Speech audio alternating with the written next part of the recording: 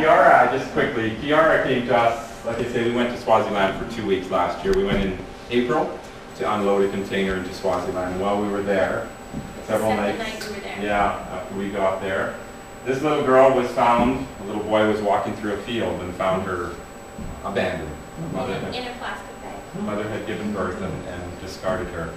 And she had been there quite some time because the umbilical cord and placenta was all in pretty bad shape. And they brought us that night and asked us if we could bathe her and look after her and feed her for the night and then take her to the hospital in Vavan the next morning. And obviously we said sure.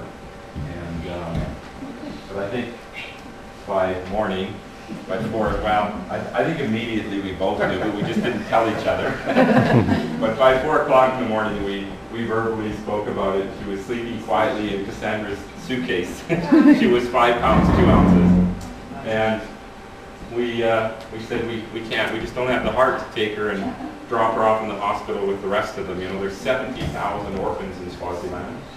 11% of all households in Swaziland are run by children under the age of 13 with no parents whatsoever, no guardians, no uncles, no aunts. HIV is just devastating the place. So we just didn't have the heart.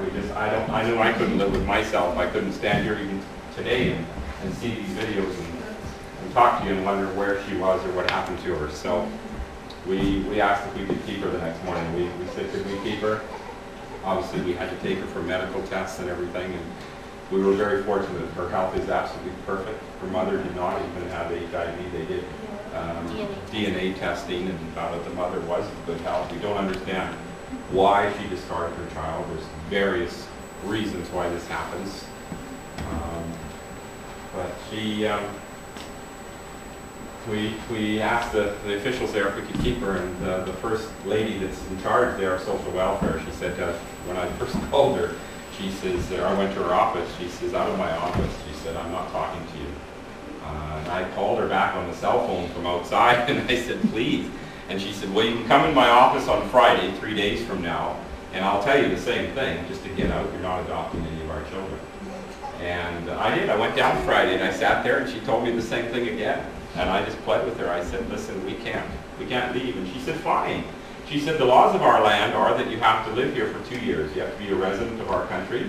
You have to do a fostering period of 1 year and an adoption period for a 2nd year. I said, okay, we'll do that. I just was dead serious. There was no way we were not going to come home with this little girl. And very fortunate with my business. We manufacture mining equipment in Johannesburg. I have a company there. So I'm going to Africa quite a bit, but it was a bit of a stretch for the family though, because they had to stay there. So we got home, we got a place, and we set up to stay for 2 years. The whole family was with us, so kids we corresponded and stuff online. So we set up that way, and I left after a couple of weeks. I went up and talked to her, and I said, I'm going back to Canada to ship another container because my warehouse is full.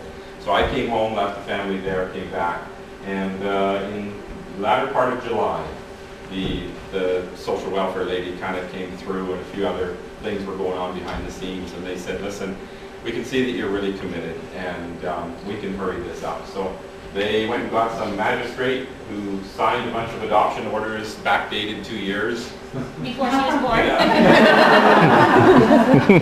They gave us they did the most unusual thing. They gave us a birth certificate with her as the mother, me as the father, and on the birth certificate it says she's Canadian. Okay, so they made the paperwork as though we as Canadians gave birth abroad. Unusual. So then they issued a passport, a diplomatic passport, which is a one-way passport that you give a child that's born abroad so they can come home. So she came home to Canada as a Canadian. The officials, I guess, when they saw you, they thought, your guy didn't even notice. Yeah, they gave me a strange look, yeah.